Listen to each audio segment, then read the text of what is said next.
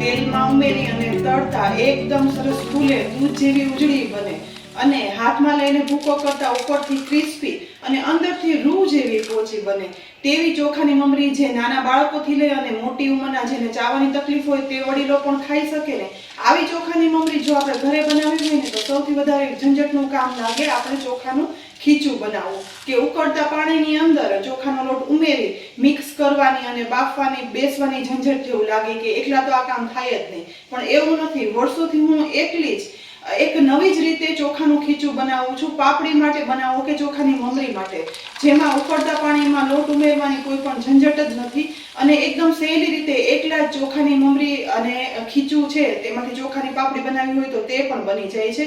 તો આજે હું તમારી સાથે આ નવી રીતથી ચોખાની મમરી એટલે કે ચોખાની સેવ બનાવવાની રીત શેર કરું છું. તો એકવાર જરૂરથી આ રીતે ટ્રાય કરજો. ચોખાની મમરી બનાવવા માટે અહીં મેં કૃષ્ણ કમોદ ચોખાનો લોટ વજનમાં 300 ગ્રામ અને મારે ઘરનું એક મોટું બાઉલ ભરાઈને એટલો લીધો છે. ખીચું બનાવવા માટે કોઈ પણ વાટકી કે બાઉલનું માપ સેટ કરી શકાય છે. તેની સાથે 1/3 કપ અને વજનમાં 50 ગ્રામ સાબુદાણાને પીસી ચાળી બનાવેલો લોટ લીધો છે.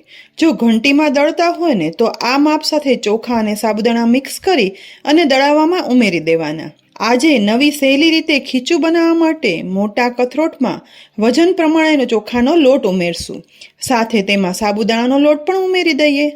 ચોખાની મમરીના ખીચામાં સાબુદાણાનો લોટ ઉમેરવાથી મમરી છે ને તે એકદમ સરસ ફૂલે અને સફેદ ઉજળી બને છે. મિક્સ કર્યા પછી હવે ગેસ પર સોસપેન રાખી તેમાં આપણે જે બાઉલ ભરી અને ચોખાનો લોટ લીધો હતો ને એ જ ટોટલ 2.5 બાઉલ અને લીટરમાં ગણીએ ને તો 750 ml પાણી ગરમ કરવા માટે ઉમેરી દેવાનું છે. ગરમ થતા પાણીમાં સાથે 3/4 ટીસ્પૂન પાપડ ખાર અને 3/4 ટીસ્પૂન મીઠું ઉમેરી દેવાનું. બંનેને પાણીમાં મિક્સ કરી ત્યાર પછી ઢાંકણ ઢાંકી અને આ પાણી 15 મિનિટ સુધી ઉકાળવાનું છે. માટે પાણી મૂકતા સમયે ઘડિયાળમાં સમય સેટ કરી લેવાનો. ટોટલ 15 મિનિટમાં 5 મિનિટ હાઈ ફ્લેમ પર અને 10 મિનિટ લો ફ્લેમ પર પાણી ઉકાળ્યું છે. અહીં હવે ઢાંકણ ખોલતા ઉકળતા પાણીમાં મીઠું અને ખારો ઓગળી અને ક્વોન્ટિટીમાં અડધું પાણી થઈ ગયું છે, એટલે કે 1/2 બાઉલ જેટલું પાણી રહ્યું છે. આટલું પાણી થઈ જાય ને એટલે આ સમયે તેમાં 1/2 ટીસ્પૂન શેકેલા જીરાનો પાવડર ઉમેરી દઈશું. અહીં સાથે અજમો અથવા અજમાનો ભૂકો કે પછી તીખી મમરી કરવી હોય તો લીલા મરચાંની પેસ્ટ ઉમેરવી હોય ને તો ઉમેરી દેવાની. પાણીની અંદર સહેજ મિક્સ કર્યા પછી ઉકળતા આ પાણીને હવે ગેસ પરથી નીચે ઉતારી લેવાનું. હવે કથરોટમાં કાઢેલા ચોખા અને સાબુદાણાના મિક્સ લોટની અંદર એકી સાથે ઉકળતું પાણી ના ઉમેરતા જોઈએ એ પ્રમાણે ઉમેરતા જઈ આ રીતે સ્પેચ્યુલા વડે મિક્સ કરવાનું. ખીચું બનાવવાની આ એકદમ સહેલી રીત છે. ગરમ પાણીમાં મિક્સ કરી ચલાવવાની કે ખીચું બળવાની કોઈ પણ ઝંઝટ નથી થતી અને છતાં પણ અહીં ધીમે ધીમે બધું ઉકાળેલું પાણી ઉમેરી અને લોટમાં મિક્સ કરતા જઈ ખીચું તૈયાર થઈ જશે. ચોખા અને સાબુદાણાના આ માપ પ્રમાણે ગમે એટલા કિલોનું માપ લઈ આ રીતે ખીચું બનાવી શકાય છે અને પાણીનું પણ પરફેક્ટ માપ છે. અહીં બધું પાણી ઉમેર્યા પછી મિક્સ કરતા જોઈ શકાય છે કે આપણે જોઈએ ને તેવી બહુ વધારે થીક પણ નહીં અને બહુ સોફ્ટ પણ નહીં તેવી ચોખાની મમરી એટલે કે સેવ બનાવવા માટેનું ખીચાનું મિશ્રણ તૈયાર થઈ ગયું છે. પણ હજી તો આ ખીચું કાચું છે. તો તેને સ્ટીમ કરવા માટે ઇડલી ઢોકળાના સ્ટીમરની હોલવાળી ટ્રે લઈ લેવાની. તેમાં નીચેની સાઈડ તેલ લગાવી લેવાનું. પછી બનાવેલા ચોખાના ખીચામાંથી આ રીતે હાથ વડે 2 ભાગ કરી લેવાના અને હાથમાં થોડું એવું તેલ લગાવી અલગ કરેલા ભાગને હાથ વડે જ એકદમ સ્ક્વેર કે રેક્ટેંગલ શેપ આપી મોટો લુવો બનાવી લેવાનો છે અને આ લુવાને રોલવાળી તેલ લગાવેલ ડીશમાં એક સાઈડ ગોઠવી દઈશું. આ જ રીતે બાકી રહેલા ખીચાને પણ હાથમાં મોટો લુવો બનાવી શેપ આપી સ્ટીમરની ટ્રેમાં ગોઠવી દેવાનું. બધું ખીચું ભેગું કરી અને સ્ટીમરની ટ્રેમાં ગોઠવી દઈ બીજી સાઈડ પાણી ગરમ થઈ અને સ્ટીમરનું ઢાંકણ ખોલતા જુઓ ગરમ થતા સ્ટીમરમાં ચોખાના ખીચાની આ ડીશ હવે ગોઠવી દેવાની છે અને ત્યાર પછી ઢાંકણ ઢાંકી 8 મિનિટ સુધી ખીચું સ્ટીમ થવા દઈશું, જેથી તે એકદમ સરસ ચડી જાય, કચાશ દૂર થઈ જાય. સ્ટીમરમાં ચોખાનું ખીચું ચડે છે ને એ દરમિયાન બીજી થોડી તૈયારીમાં અહીં મેં સિલિકોન શીટ લીધી છે, જેમાં તેલ ઉમેરી અને લગાવી લેવાનું. જેમાં ચોખાનું ખીચું છે ને તે મસળી શકાય. આવી શીટ ના હોય ને તો જાડું પ્લાસ્ટિક અથવા તો બટર પેપર હોય ને તો તે લેવાનું. સાથે મમરી પાડવા માટે સેવ ગાંઠિયા પાડવાનું મશીન લઈશું અને સેવ પાડવાની પ્લેટ લીધી છે. તેની સાથે લાંબી ફ્લેટ મમરી પાડવા માટેની પણ આવી ફ્લેટ પ્લેટ લઈ લેવાની. તો આપણે બંને રીતે ચોખાની મમરી બનાવી શકીએ. મશીનમાં તેલ ઉમેરી અને લગાવી લઈશું, જેથી ખીચું અંદરની તરફ ચીપકે નહીં. તે જ રીતે સેવ પાડવાની પ્લેટમાં અને ફ્લેટ પ્લેટ બંનેમાં પણ તેલ લગાવી લેવાનું. બીજી સાઈડ 8 મિનિટ સુધી સ્ટીમ થયા પછી ઢાંકણ ખોલતા ખીચું એકદમ સરસ સ્ટીમ થઈ સહેજ ફૂલી પણ ગયું છે. કલરમાં પણ ઉજળું રહ્યું છે. તો અત્યારે ફક્ત એક સંચામાં સમાઈને એટલું જ ખીચું તવેથા વડે ટુકડા કરી અલગ કાઢી લેવાનું. બાકીનું ખીચું છે ને તે સેવ પાડવા સમયે ગરમ રહે ને તે માટે સ્ટીમરનું ઢાંકણ ઢાંકી દઈએ. હવે બહાર કાઢેલું ખીચાને સિલિકોન શીટ પર લઈ ગરમા ગરમ ખીચું છે ને ત્યાં જ આ રીતે શીટ વડે પ્રેસ કરતા જઈ અને મસળવાનું છે.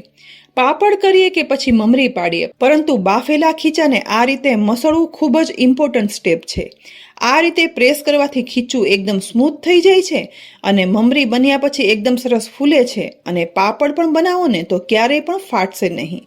લગભગ 3-1 મિનિટ મસળ્યા પછી હવે એકદમ સ્મૂથ બનેલા ખીચાને રોલ શેપ હાથ વડે આપી દેવાનો અને પછી તેલ લગાવેલા મશીનમાં આ રોલ ઉમેરી દેવાનો અને ઉપરથી પહેલા સેવ પાડવી છે ને એટલે તેની પ્લેટ લગાવી અને બંધ કરી દઈશું.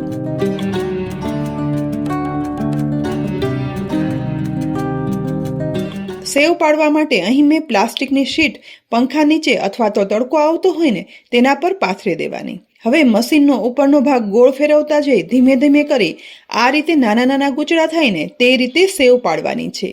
એક સાથે વધારે ના પાડતા થોડી એવી જ પાડશું, કારણ કે આ સેવ સુકાયા પછી તો નાની થઈ જશે, પરંતુ તળાતા એકદમ ફૂલી અને મોટી થઈ જશે.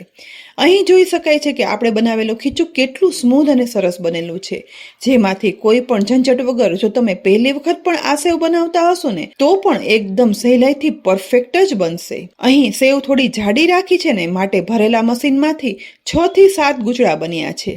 હવે ફરીથી થોડું એવું ખીચું ગરમ સ્ટીમરમાંથી લઈ લેવાનું અને તેને પણ સિલિકોન શીટમાં થોડું એવું મસળી સ્મૂથ થયેલા ખીચાને ફરીથી મશીનમાં ઉમેરી આ વખતે એકદમ ઝીણી સેવ થાય ને તેવી પ્લેટ તેલ લગાવી અને સેટ કરી દેવાની. વ્યવસ્થિત ઢાંકણ ઢાંકી બંધ કરી ઝીણી સેવ પણ પહેલી વખત પાડી હતી ને તે રીતે જ ગુચડામાં પાડી લેવાની. પહેલી વખત કરતા પણ આ થોડી એવી ઝીણી સેવ જો તમારે પાડવી હોય ને તો એકદમ સહેલાઈથી પડશે. અહીં આ સેવ પાડ્યા પછી ફરીથી ગરમ ખીચું સ્ટીમરમાંથી કાઢી મશીનમાં ઉમેર્યા પછી ફ્લેટ પ્લેટ લગાવીને મશીન બંધ કરી આ રીતે લાંબી લાંબી ફ્લેટ મમરી મશીનમાંથી પાડી લેવાની છે. આ મમરી પણ એકદમ સીધી સહેલાઈથી પડે છે. એક સાથે 4 ફ્લેટ મમરી પડતી હોવાથી પછી આ મમરી થોડી એવી હાથ વડે સેટ કરી છૂટી કરી લેવાની. તો અહીં આપણે 3 અલગ અલગ રીતે ચોખાની સેવ અને મમરી પાડવાની રીત જોઈ. આમાંથી જે પણ રીત તમને ઉપયોગી લાગે અને ગમતી હોય ને તે રીતથી ચોખાની મમરી પાડી શકાય છે. હવે આ મમરીને સાવ કોરી ક્રિસ્પી થાય ને ત્યાં સુધી સુકવવા દેવાની છે. 1 દિવસ ઘરમાં અને 1 દિવસ તડકે એમ ટોટલ 2 દિવસ સુકવ્યા પછી અહીં જુઓ બધી મમરી એટલે કે સેવ છે ને તે સુકાઈ એકદમ ક્રિસ્પી થઈ ગઈ છે. ઝીણી સેવના ગુચડા પણ સરસ બન્યા છે અને એ જ રીતે જાડી સેવના ગોળ ગુચડા સુકાઈ ક્રિસ્પી થયા છે અને લાંબી ફ્લેટ મમરી પાડી છે ને તે પણ સુકાઈ લાંબી થઈ છે. કલરમાં પણ બ્રાઉન ન થતા એકદમ સરસ સફેદ ઉજળો રહ્યો છે. એકદમ કડક સૂકવેલી આ સેવ અને મમરીને એરટાઈટ ડબ્બામાં કે કન્ટેનરમાં ભરી અને રાખી દો ને તો આખું વર્ષ આવા જ ઉજળા કલર સાથે એકદમ સરસ ચોખાની મમરી સાચવી શકાય છે.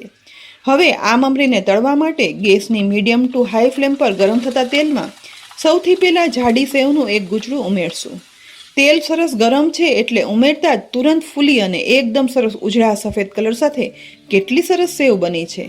તુરંત જ તેલમાંથી નિતારી અને એક ડીશમાં કાઢી લેવાની. એ જ રીતે ઝીણી પાડેલી સેવનું ગુચડું પણ ગરમ તેલમાં ઉમેરી તળાતા ફૂલી એકદમ મોટી થયેલી સફેદ ઉજળા કલર સાથે તળાયેલી આ સેવ પણ સરસ બની છે.